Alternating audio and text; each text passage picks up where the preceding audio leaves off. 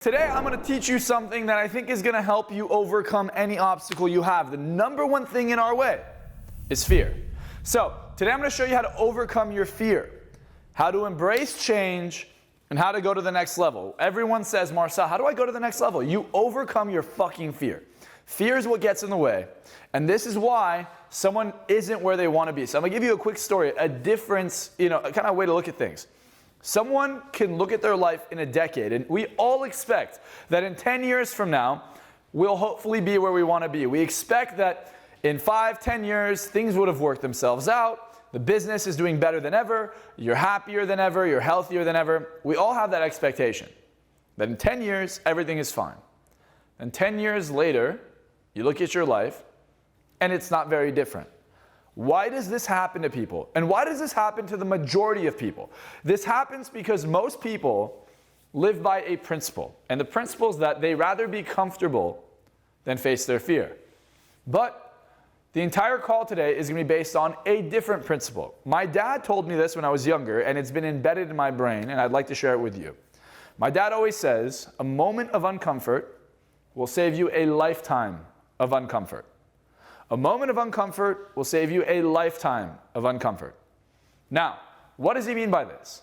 Well, if you have a fear and you decide to face it and you overcome it, the uncomfort of this fear that's constantly following you, chasing you, preventing you from doing what you want to do, keeping you capped at the place you're at, disappears. And now you reach another paradigm. And if you get into the habit of overcoming fear, before you know it, fear and uncomfort don't affect you anymore because you face it every single time. Majority of people are scared to face their fear. They have a fear to face fear, which is ironic. So I want to show you how to overcome your fears today. And in order to do that, I have to explain to you what a fear really is. So write this down. A fear is anticipating the future in a negative light. So you are seeing a negative outcome in the future.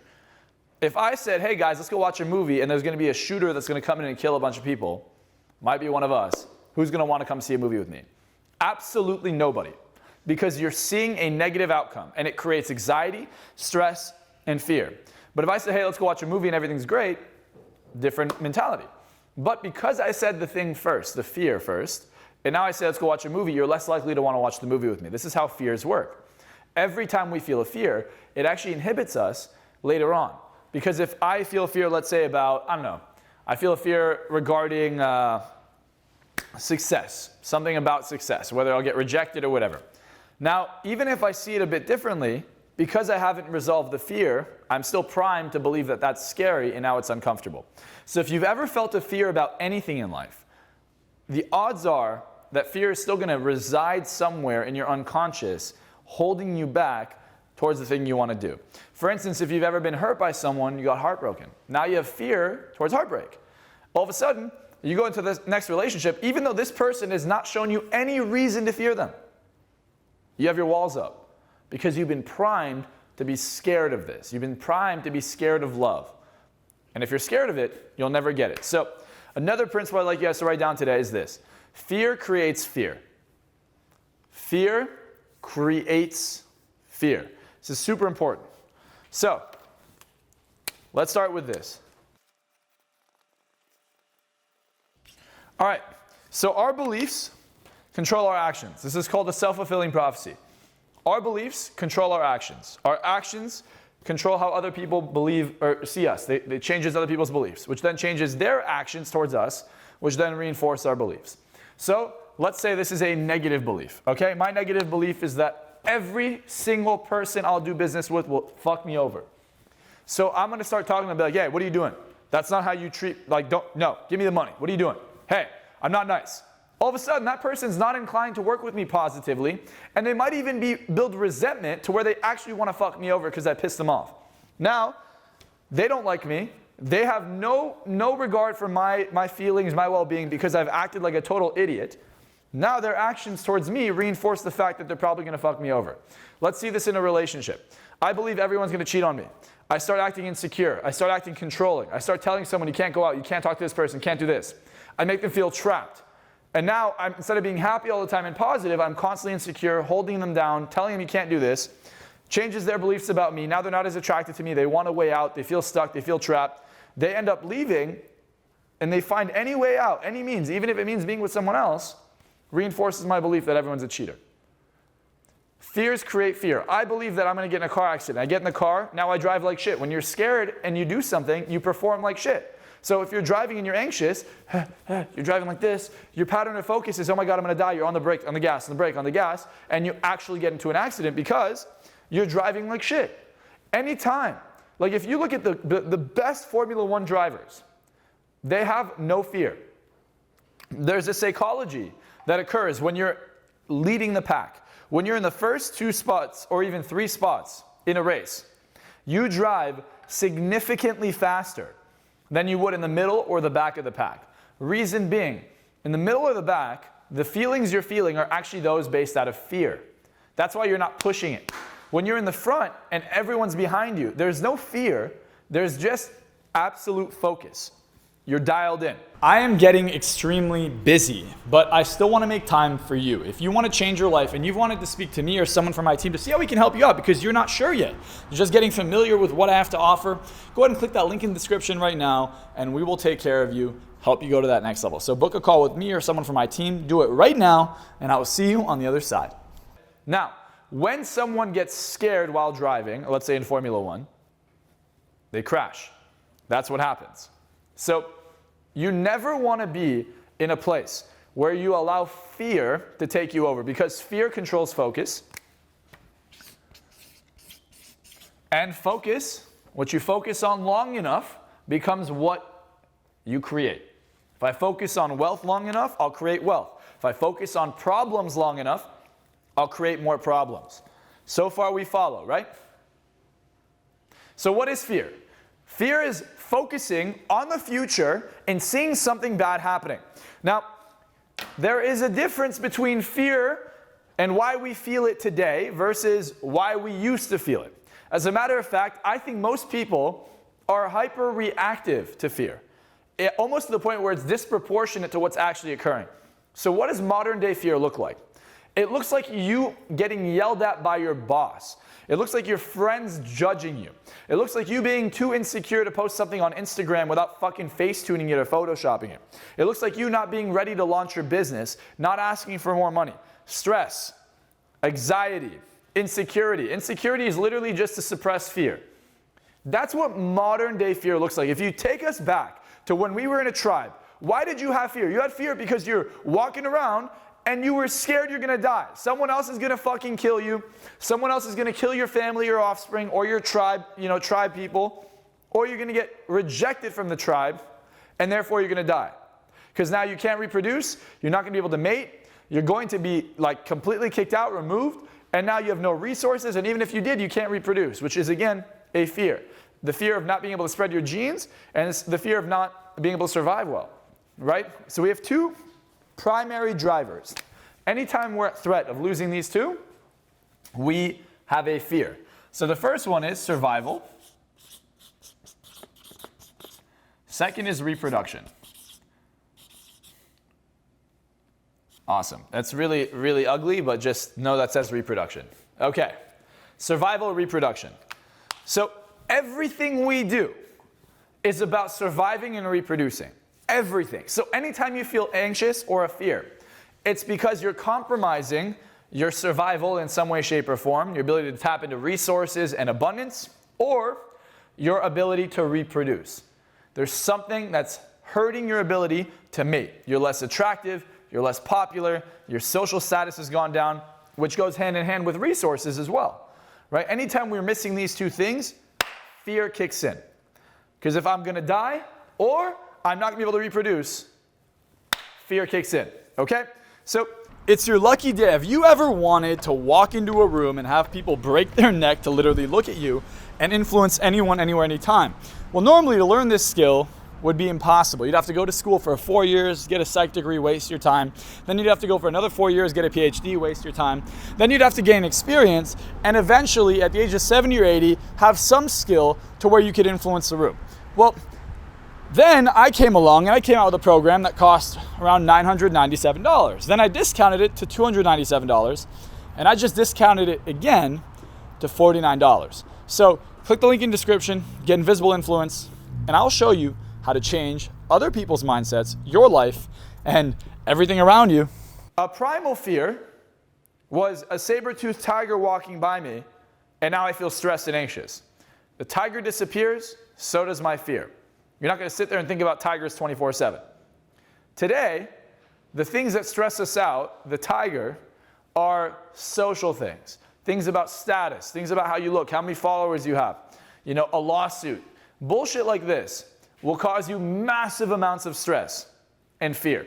The problem is, even if the fear is irrelevant, even if the fear is a bunch of bullshit, but you are feeling it unconsciously, it will stifle your ability to think, be resourceful, and produce the desired outcome you're looking for. You cannot be in a state of fear. If you are ever in a state of fear, you are literally on a downward spiral. People are like, holy shit, I'm on a downward spiral, I'm losing everything. It's because you're in a state of anxiety, stress, and fear. If you feel fear, it means you are focusing on a negative outcome. It's that simple. Anytime you're stressed, anytime you're anxious, anytime you feel insecure, you see something in the future that is not in alignment with what you desire. I remember I was driving home one day, and I was in the car with a few of my friends, and I'm noticing that my friends sitting next to me in the front seats, breathing super shallow, they're anxious, they're not feeling good, and I asked them what's wrong. Like, I literally don't know what's wrong. Because most of the time, your fears aren't even conscious, they're unconscious. So they have no idea why they're feeling stressed out, they have no idea why they're feeling fear, and I start talking them through it, coming to find out they got triggered by a car that went by us that was identical to the car of their parent who they don't want to see and haven't spoken to in like 10 years. So they know their parent drives that car went by them, a thought about running into their parents popped into their mind, and now they got into a state of fear and could not leave it. So there are two things I want to teach you today. One, how to overcome your fear. And two, how to change your state when you are in a state of fear.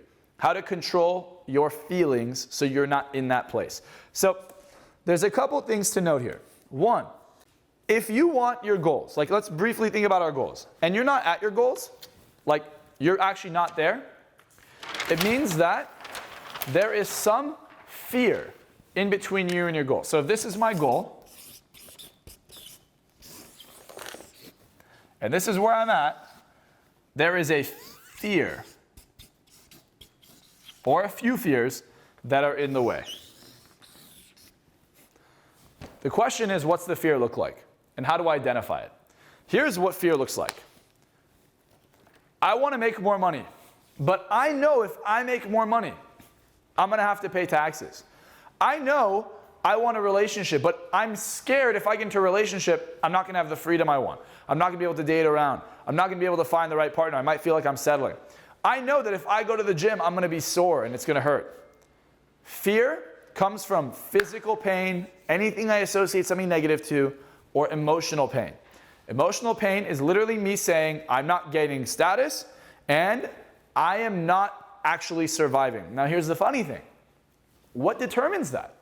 What determines whether or not I'm growing or dying inside? What determines if I'm reaching my goals or I'm not? What determines that? You do. The only reason we're able to override this software and actually overcome our fears is because there is meaning that you attach to something. Thoughts that you create that allow you to either make the fear a big deal or overcome them. So today I want to show you how to overcome that fear, and the way we're going to do it is by changing the meaning of what it is we're scared of. So for instance, I had a client come to me, stressed out of his mind. And he goes, Marcel, I feel like I'm in my house. There's a white picket fence in the front yard. And on the other side of this white picket fence are these hungry wolves waiting to attack me. And I looked at him and I said, well, what if the wolves were puppies? And he starts cracking up, instantaneously changed his state. All of a sudden, had no fear. So this is called a metaphor. Oftentimes, our fears are exaggerated. They're hyperbolized in the mind. So whatever we see the worst case scenario. You don't see the minor scenario, you see the worst case scenario. The imagination is an interesting thing.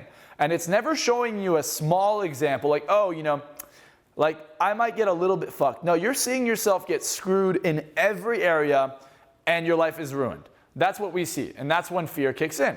It's unrealistic, it's irrational, but we're always hyperbolizing, exaggerating our fear. So that's the first thing we do. The second thing we do with our fear is oftentimes our brain gives us metaphors. Our brain understands things by comparing what we are looking at to what we've seen and what we know. So it's creating a metaphor towards your fear. Usually fears have a metaphor. For instance, if I look at a fear of, someone throw out a fear, quick. What's the fear you have? Being homeless. Okay, fear of being homeless. That is what? Like that word is what? It means I don't have a home, that's all it means. But what is it at? What else is my brain telling me? If I'm homeless, what else don't I have? Respect, status, food, money. I don't have any, it means 20 other things. It means 20 other things. It doesn't just mean I'm homeless. It means I don't have food, water, status. Nobody respects me. I probably have bad hygiene. I don't have clothes. I lose everything I have. That's what it means. It doesn't just mean I'm homeless. So that's another example. Another person said fear of heights. Okay, are you scared of being high up or are you scared of falling off whatever it is that's high up? Most people are not scared of heights. They're scared of falling. So here's how you view it differently. For instance, if you look at a height, right, and you're looking down, you see a bunch of people, and they're like tiny, tiny, like ants, right? Now you're like, holy shit, that's really far away. But what if you just imagine those were ants? Literally just small people. Now it doesn't feel so far away, you're not as scared. I had a guy, I was at a friend's house, and they're asking me to hypnotize them to overcome this fear of tarantulas. I never posted this video, I have it on my YouTube somewhere, but I never posted it. And they have this fucking purple-looking, huge tarantula the size of my hand. And they're all terrified of this tarantula. It's their friend's tarantula. I hypnotized them, and they're just having this tarantula crawl on their face.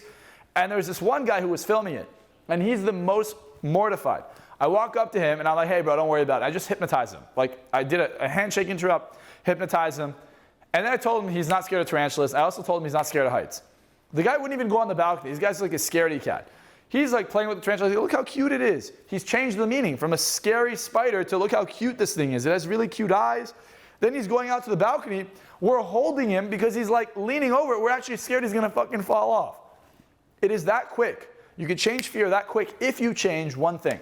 All fear is, right? You see how this is a triangle? So that's the meaning we give it. What if you made it a square? What if you made it a rectangle? What if you made it something else? So all we have to do to change a fear is change the meaning. If you change the meaning, you've now changed the fear. I notice you haven't filled out an application yet to speak to me personally. If you're making 6 figures or more this year and you want to talk to me so I can help you crush your goals, go ahead and click the link in the description right now. Fill out the application. First come, first serve. I'm going to be taking calls myself all week. So fill out that application and I will talk to you there.